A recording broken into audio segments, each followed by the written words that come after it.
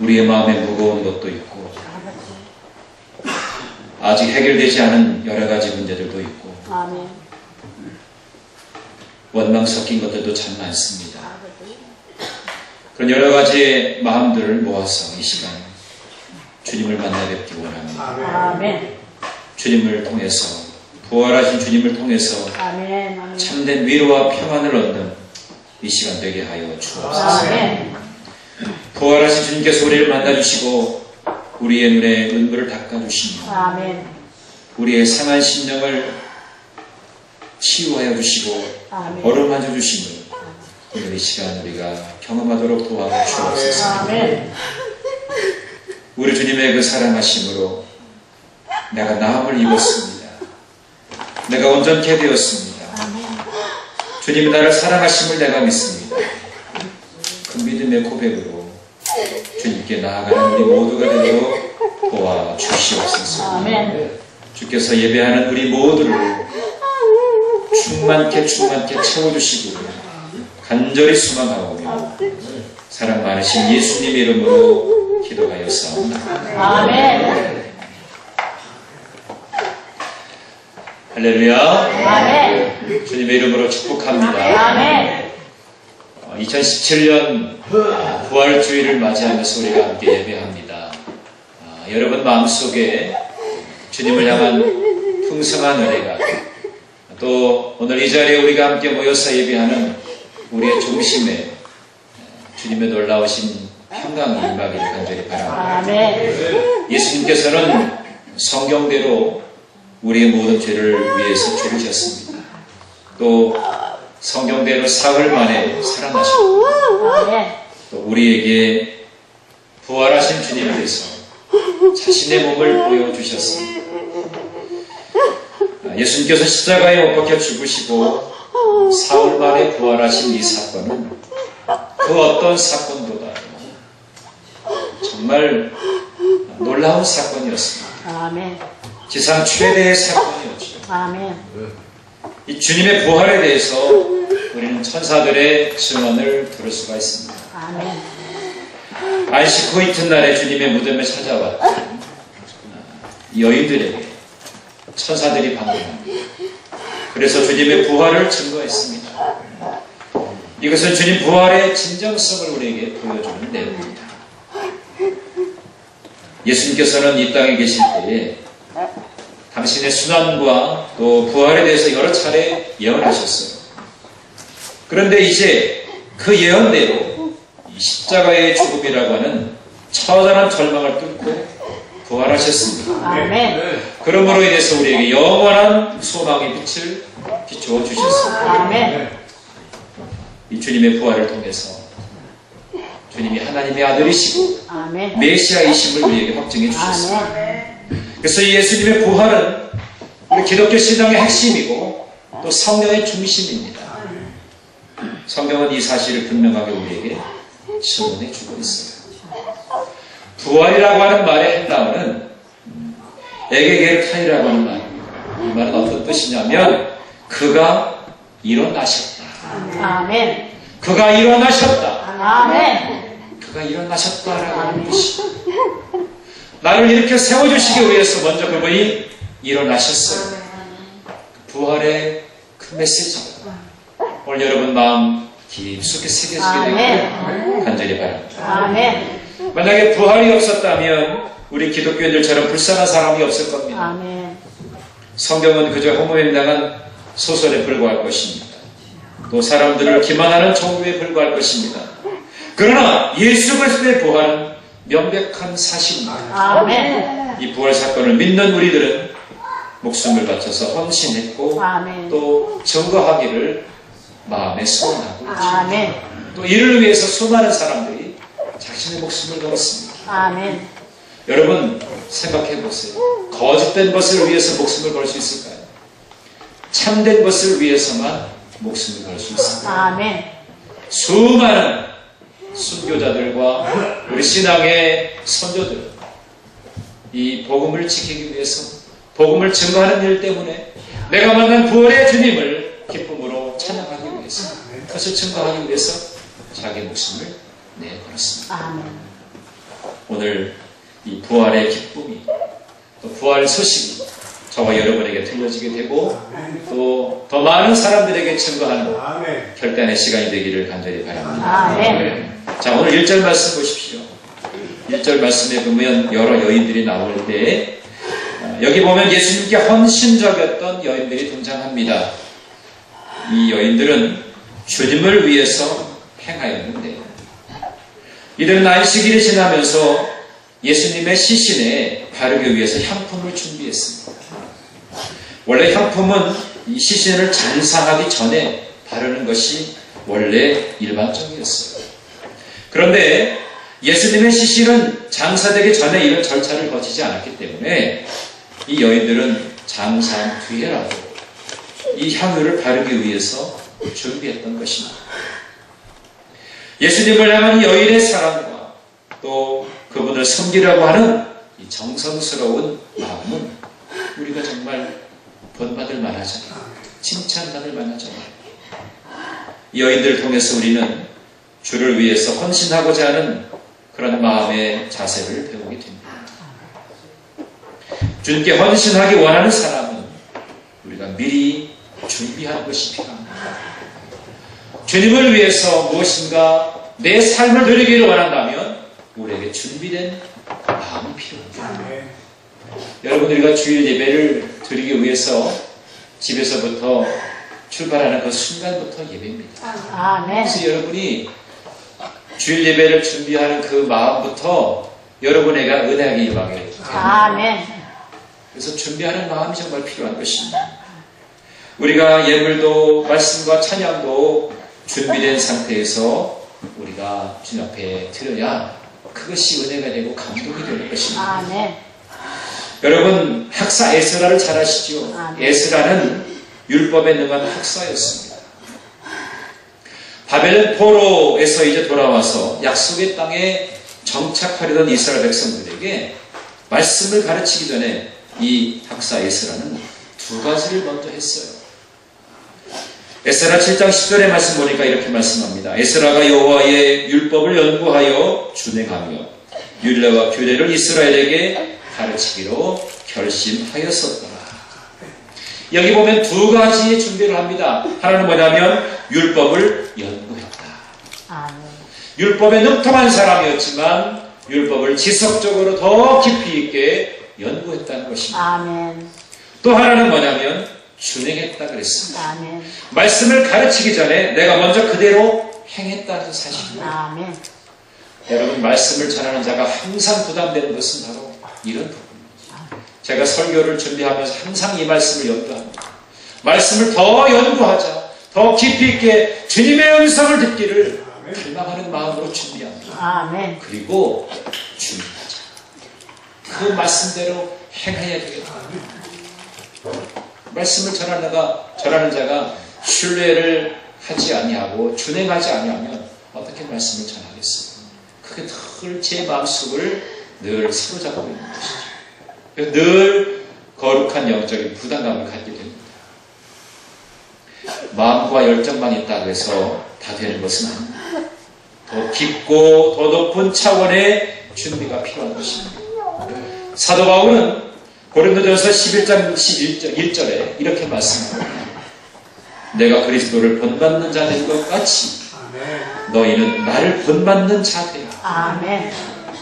자신은 그리스도를 본받는 그런 삶을 살았습니다. 그래서 너희도 나를 본받는 자가 되라. 사실 다른 이들에게 나를 본받으라고 하는 것이 여러분 쉽습니까? 너나 잘하세요. 내가 볼 땐 아닌데요.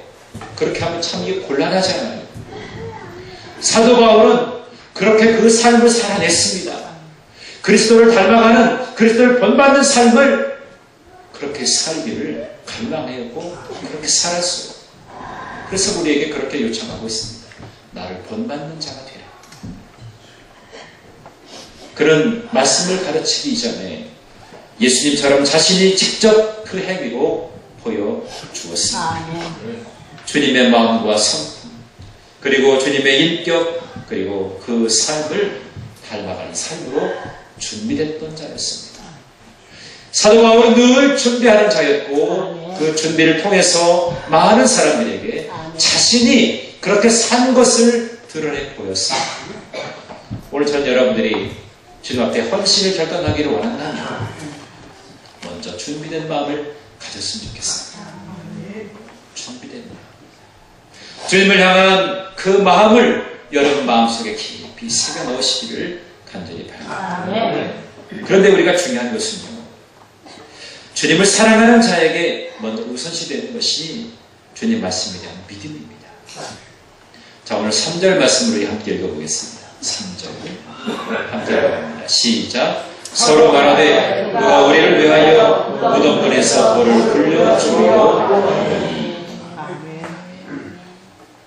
이 여인들은 향품을 가지고 무덤 앞에 왔다고 했죠. 근데 그들은 염려했습니다. 무덤문은 닫혀 있었고 당시 여인들의 힘으로는 도저히 옮길 수 없을 거라고 생각했어요. 그래서 누가 우리를 위하여 돌을 굴려 줄 수가 있겠는가? 그것이 염려거리가 되었습니다. 향품을 들고 왔지만, 헌신을 준비하고 왔지만 이게 염려거리가 생긴 거예요. 아니, 그러면 우리가 어떻게 저 큰 돌문을 우리가 옮길 수가 있지? 그러면서 염려하고 있었어요.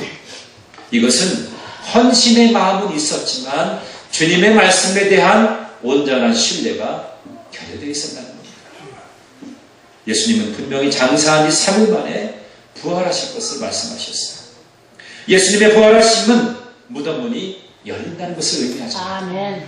이 여인들은 그 믿음까지는 다다르지 못했던 것입니다. 그래서 우리를 위해서 누가 돌을 굴려줄 것인가? 그것을 걱정했던 것입니다. 예수님을 사랑하고 헌신한다지만 주님의 말씀과 주님의 약속을 믿지 못하는 모습입니다.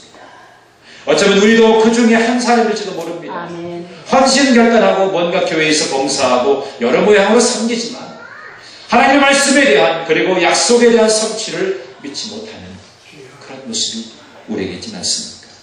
그것은 우리가 극복해야 할 장애물입니다. 하나님께서 기뻐하시고 받으시는 사람은 믿음의 사람인 것입니다. 아멘. 믿음이 없이는 하나님을 기쁘시게 못한다고 했어요. 아멘. 믿음이 있다는 것은 뭡니까? 주의 말씀, 주의 약속이 무엇이든지 의심하지 않고 온전히 신뢰하는 것을 말합니다. 아멘. 저는 우리 사랑하는 성도님들의 신앙이 성장했습니다. 그리스도의 장성한 분량으로 성장해서 아멘. 주의 말씀이 어떤 말씀이든지 마음으로 새겨서 믿고 그 약속하신 바가 이루어지기를 갈망하는 그것이 온전히 내 삶 속에서 이루어질 것을 믿는 그 확신을 갖게 되길 간절히 바랍니다. 주님은 나를 위해서 오셨어요. 나를 위로하시고 나를 치유하시고 나를 회복하시기 위해서 이 땅에 오셨습니다. 그 주님의 사랑이 내 안에 채워지게 될 때 나는 불안하지 않습니다. 아멘. 그리고 내가 용서 못할 사람이 없어요. 왜? 주님의 그 사랑이 내 안에 채워졌기 때문에, 그 사랑이 너무나 크기 때문에 내가 용서하지 못할 사람은 너무나 쉽게 용서가 되는 거예요. 나는 더 큰 사랑을 받은 자이기 때문에. 우리 주님의 말씀이 진리인 줄로 믿습니다. 아멘. 이 말씀의 성취가 분명히 이루어지는 것을 믿습니다. 이것이 바로 부활신앙을 가진 성도의 고백인 것을 우리가 기억하게 됩니다. 자, 오늘 4절 말씀을 함께 보겠습니다.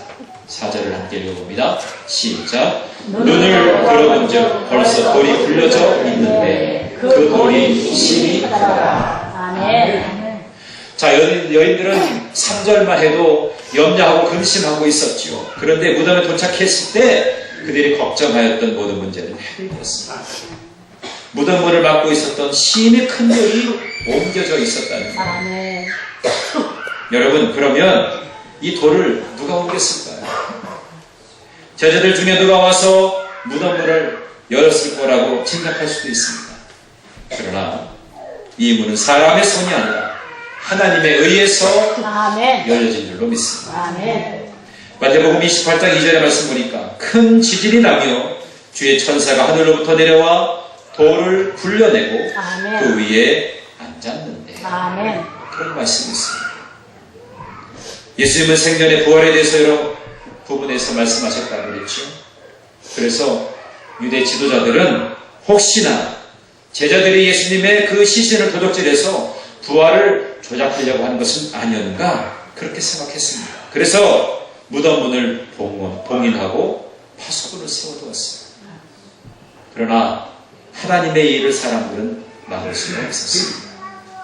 하나님은 역사의 주관자이십니다. 아멘. 모든 일은 하나님의 의지대로 행하시고 아멘. 이루시는 것입니다. 그분의 일을 사람의 방법으로는 막을 수가 없습니다. 여러분, 최근에 제가 이렇게 이메일을 들여다보니까 분명히 실명인 것 같은데 편지가 항상 이렇게 와 있어요. 한번 제가 열어보니까 그 이단주의자들이 그렇게 정성스럽게 보낸 편지, 정성을 들여서 보낸 건지 어쩐 건지 모르겠죠. 근데 그거를 지우고 나니까 또 계속해서 그것이 와요. 그래서 제가 참 대단하다. 그러면서 한편으로 이거 정말 우리 믿음의 사람들에게 있어서의 이 신상이 다 틀리고 있구나.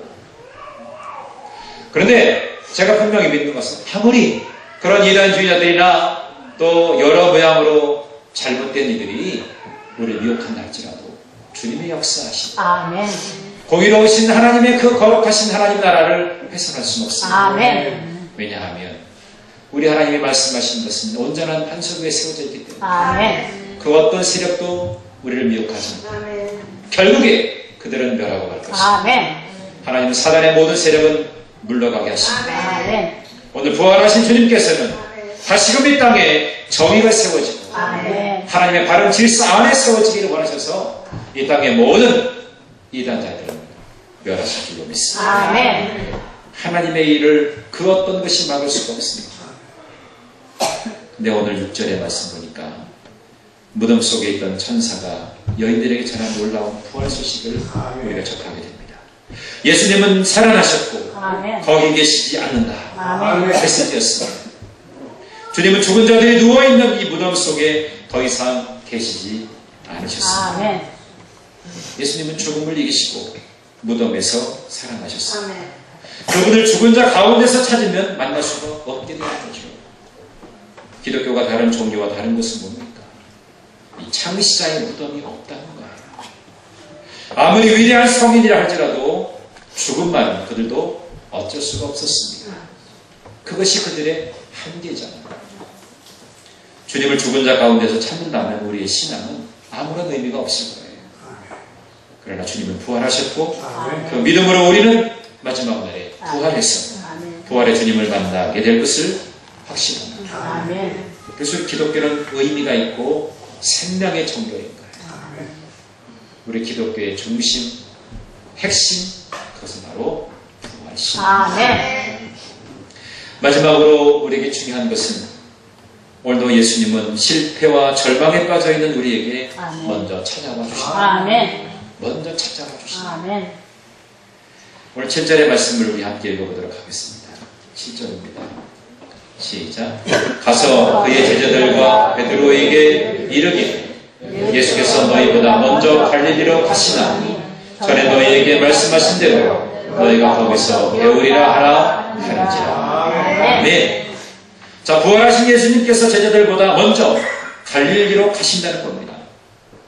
약속하신 그곳에서 주님을 뵙게 될 것을 베드로와 또 다른 제자에게 전하라고 하는 그런 말씀이었습니다. 마태복음 28장 16절의 말씀 보면 실제로 주님은 먼저 갈릴리로 가셨습니다. 그리고 실패한 제자 또 죄책감에 빠져 있었던 베드로를 찾아가 주시고 그를 만나 주셨습니다. 또 저녁에는 모든 다른 제자들을 찾아가 만나셨습니다. 자, 여기서 우리가 중요한 것을 발견하게 됩니다. 부활하신 예수님께서 제자들에게로 오시고 그들을 만나 주셨다는 거예요. 여러분, 주님의 제자들은 어떤 사람들이었습니까? 주님이 고난당하시고 주님이 십자가를 지실 때 다 뿔뿔이 흩어지고 다 도망갔던 이들이었습니다. 아멘. 그런데 주님은 부활하시면서 제일 먼저 이 여인들을 만나고 그들에게 자신을 보여주신다. 아멘. 베드로와 제자들을 만나 주셨습니다. 아멘. 그들을 혼내키기 위해서 아닙니다. 주님은 혼내기 위해서 그들을 만나신 것이 아니다. 아마 저 같았으면 몸들을 들고 쫓아다녔을 거예요. 내가 그렇게 고난당할 때는 이것들이 없더니 지금 뭐하고 있나 아주 그냥 빠따들고 아마 다녔을 겁니다. 주님은 그들에게 다시금 새로운 소망을 안겨주기 위해서, 아멘. 영혼의 새로운 소망의 빛을 주기 위해서, 아멘. 그리고 그들에게 새로운 사명을 맡기시기 위해서 아멘. 그들을 만나 주셨습니다. 불안에 떨고 있는 이들, 시리와 낙담에 빠져 있는 제자들을 찾아가셔서 그들을 위로해 주셨습니다. 아멘. 그리고 그들이 해야 할 일을 그들에게 가르쳐 주셨습니다. 아멘. 아무것도 할 수 없었던 것처럼 보였던 그들은 다시금 힘을 얻을 수가 있었습니다. 아멘. 그래서 복음으로 세계를 변화시키는 그런 위대한 사역을 감당할 수 있도록 주님이 그들을 배려하여 주신 것입니다. 오늘도 부활하신 주님은 우리에게 찾아오셨습니다. 아멘. 불안한 세대, 그리고 갈급한 세대, 아멘. 우리 청년들이 힘을 잃어가고 있는 이 세대 가운데 여러 가지 인재와 자연 체계가 많은, 또 이 핵으로 위협받고 있는 이 세상에서 안전이 보장되어 있지 않은 그런 상황 속에서 주님은 우리에게 부활하신 몸으로 찾아오셨습니다. 공교롭게도 오늘이 3년 전에 세월의 사건이 나서 우리 아이들 또 많은 사람을 잃게 된 그런 날입니다. 그런 날에 우리는 부활주의를 맞이하고 있습니다. 아멘. 전직 대통령이 감옥에 갇히고 얼마 후면 대통령 선거를 해야 되는 그런 상황에 놓여있고 북은 핵으로 지금 위협하고 있는 상황에서 아멘. 열왕들은 우리 주변에 최첨단의 무기를 들고 와서 지금 대항하려고 하는 그런 마음을 가지고 그러한 상황 속에 놓여있는 그런 우리의 세태입니다. 이런 상황에 우리는 부활주의를 맞이했습니다. 아멘. 부활의 주님은 그 모든 세상의 역사들을 다 평정하시고 아멘. 진정한 평화를 이 땅에 세우시기 위해서 아멘. 우리가 온전하게 우리의 영혼과 우리의 삶의 모든 근거가 회복되기를 원하셨습니다. 아멘. 우리에게 부활한 몸으로 보이셨습니다. 아멘. 오늘 우리에게 찾아오셨어요. 내가 먼저 찾아가기 전에 주님은 먼저 찾아오셔서 나를 위로하시고 나를 격려하시고 나를 일으켜 세워주셨어요. 아멘. 부활이라고 하는 것이 그가 일어나셨다는 뜻이라고 하죠. 아멘. 그분이 일어나셨어요. 아멘. 나를 이렇게 세워주셨어요. 내 모든 것을 다 하시고 내 모든 아픔과 눈물도 다 담당하시는 주님께서 나를 그 누구보다도 사랑하시기 때문에 나에게 참된 부활의 기쁨을 안겨주셨습니다. 우리가 손만 뻗치며 닿을 수 있는 아주 가까운 곳에 주님은 계십니다. 그렇게 우리는 주님과 친밀한 관계 가운데 있습니다. 그런데 내가 너무나 내 인간적인 생각 때문에 나는 주님을 너무 멀리 떨어져 있는 아멘. 그런 모습은 아닙니까? 여러분 매일매일 그분을 만나시기 바랍니다. 아멘. 부활의 주님을 만나셔서 여러분이 다시금 담대히 승리의 삶을 향해 나아가는 아멘. 믿음의 식구들이 되기를 바랍니다. 아멘. 주님은 사망 권세를 물리치셨습니다. 그래서 그 믿음을 가지고 있는 자들은 장차 부활할 것 분명히 또한 믿습니다. 여러분 우리 모두가 이 부활 신앙에 대한 분명한 확신을 가져야 되겠습니다. 아멘. 요한복음 11장 25절과 26절 말씀. 나는 부활이요 생명이다. 아멘. 나를 믿는 자는 죽어도 살겠고 무릇 살아서 나를 믿는 자는 영원히 죽지 아니하리. 아멘. 이것을 내가 믿느냐. 아멘. 주님은 우리에게 오늘도 다시 물으십니다. 아멘. 이것을 내가 믿느냐. 아멘. 믿느냐라고 하는 그런 질문을 우리에게 주고 계십니다. 우리는 주님을 위해서 헌신된 그런 마음 자세를 가져야 되겠습니다. 준비된 헌신의 마음, 그리고 무엇보다도 말씀의 성취에 대한 그런 믿음을 가지고, 그리고 이 부활의 사건이 나를 위해서 우리 주님께서 찾아오셨다는 사실인 것입니다. 여러분 기억해야 할 줄 믿습니다. 아멘. 우리 부활을 분명히 알아야 되겠습니다. 아멘.